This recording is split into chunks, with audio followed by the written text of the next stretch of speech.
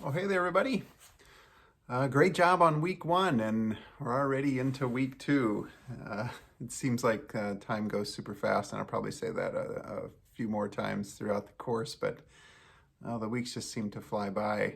So for week two, just a couple comments before I get into those on week one. I was really happy to hear you. First of all, I love the video posts, so thank you all for your cooperation and use of technology to get that that process. That's a different process, I know, compared to some of the other courses. So I appreciate you working through that. And so just a couple comments. So the topic for week one, at least the main discussion topic, was on chronicities of modernity. And I really appreciate your thoughtfulness and mostly your application.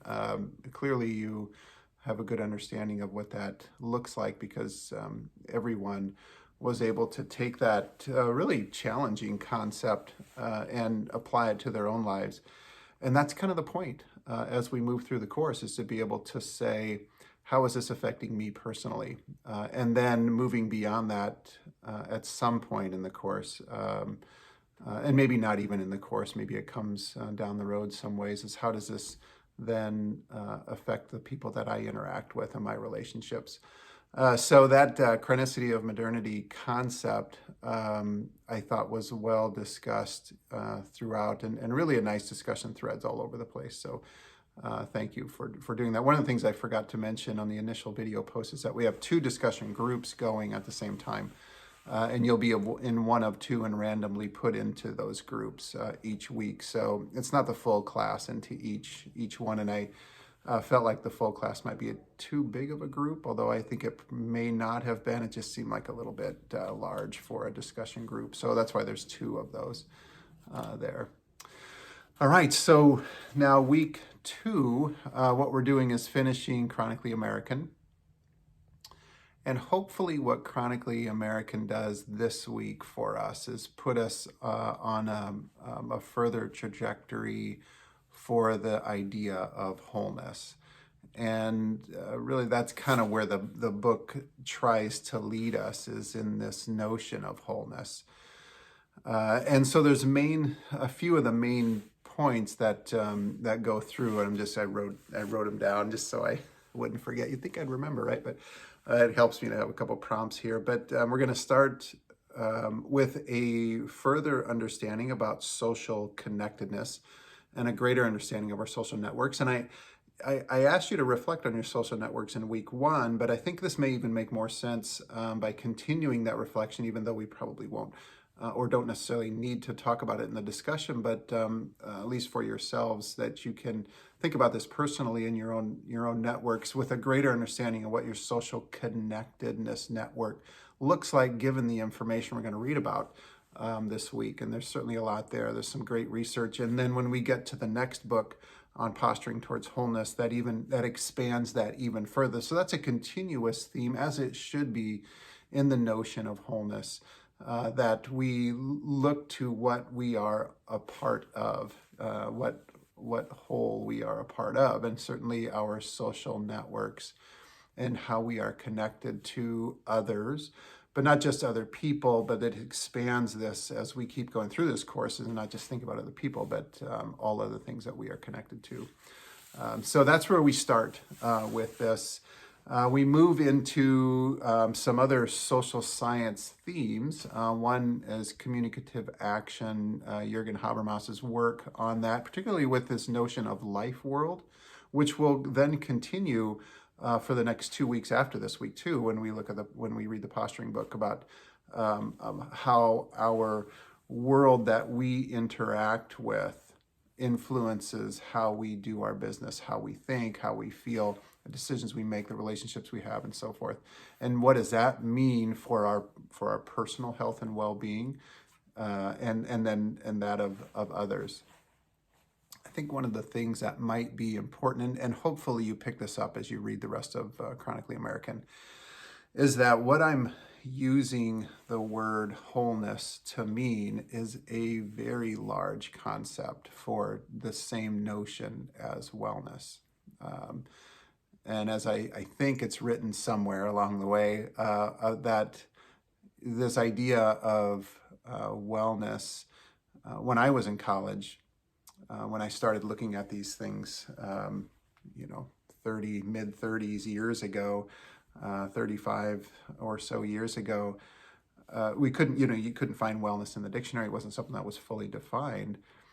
But then we, I think, established what we think wellness looks like. And then as we continue to move forward, it seemed to not clearly define anymore what maybe wellness is. And so then we started using the word well-being, really to go back to mean the same thing that wellness was back originally. And now we're starting to look for other words for that too. And maybe that's what I'm doing. That's probably what I'm doing in looking at wholeness, is a different way to say everything that is included in everything has an effect on everything about us. And I think that's maybe initially what wellness meant, because it all has an effect on our health.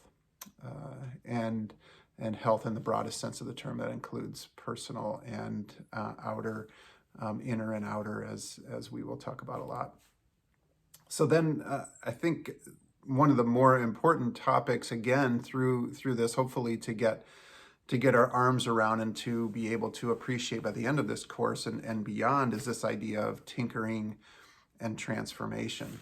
And as you'll know, just a little bit of a nuance, heads up nuance here for you. In Chronically American, I use tinkering versus transformation as a heading. And I changed that in posturing, because the theme still very much is applicable in posturing towards wholeness, is that it's tinkering and transformation. Both are important, and both are necessary. It's not one versus the other. You may read a little bit of that in Chronically American, and hopefully that gets smoothed out in posturing. But tinkering is making these little adjustments here and there to improve something. Like, it's really easy to think about this in our health and well-being, in that we make little adjustments in the foods that we eat to make our health better. And those are good and they're necessary. And those, though, don't necessarily lead to a notion of wholeness. It is, even though some organizations might say that is the root of where we find our health, is in, say, making the tinkering changes to our nutrition and lifestyle behaviors. I think it moves beyond that. There's something more than that. And that's what I hope to challenge us with, is this notion towards moving towards transformation as something that we're heading towards, and not just saying I've achieved this, the perfect way of eating, for instance. And so now my health is great. And we know that's not the case, right? We know that even if you eat whatever the science says perfectly, there are things that challenge us. And I think part of the idea of transformation is to realize that perfection is not the outcome. We're not, but that's the message we hear so much in our life world. In our life worlds, is that we need to have perfection in all the things that we do. But if we're moving towards transformation, and then the next concept in Chronically American of transcendence, then we are accepting that perfection has nothing to do with the formula for us for health. Hopefully that's the direction we're moving. But this theme of tinkering and transformation is really important, because as we move in that direction of saying, okay, I understand these are the little things that I can do, that I might have some control over, it may put me in a position to be able to receive. And that's where we're headed. And so your question is, receive what? And that's coming. And hopefully will become clear as we make our way through this course. But that's what posturing is putting ourselves in a position to receive. And not just receive from the outside, but to receive from ourselves, and also to give back. It's an exchange. And that's where we're headed with this notion of posturing is an exchange. And something where we give out and we also receive back, and there's a flow that happens. The concepts, as I'm saying them out loud, and you're probably trying to consume them as I'm saying them, probably are super abstract, and that you're maybe scratching your head at the moment and say, what have I got myself into by joining in this class? But hopefully these things will make have a bit more clarity, and that we can discuss them in real time and within our discussion boards. So this idea of transcendence that I just mentioned is kind of really the conclusion, if you will. Or I don't think there's really a conclusion to the Chronically American book, but that here's the paradox: is that it's written in there somewhere in the final chapter. And by the way, when I initially started off on Chronically American, I may have mentioned this in a previous video, that the final chapter was not even part of the initial outline, but it needed to be there because there's something else that needed to, there was a direction that this information needed to flow. And this is this idea of transcendence, which flows into the posturing book. So really considering these two as the same book is probably a good idea, I think. Anyway, the notion of transcendence allows us to maybe appreciate this paradox of wholeness, that we are whole unto ourselves, but we can only be whole if we realize that we're just part of something greater than ourselves. And so, that notion of wholeness, where we usually talk about whole person health, sometimes that whole person health gets used a lot. And we read it, I read about it a lot. Maybe it's just because of things that I look for and read, and that's probably the case. But most people's understanding of whole person health is within the context of that individual. Okay, so a lot of people look at it as whole person health is the same as individual health, and that I'm tailoring health for an individual that is unique to their circumstances. And that certainly is true, no question about it. We are headed in the right direction when we're moving in that direction. But that's not the full story. I think it doesn't quite go far enough because of that second piece of the paradox.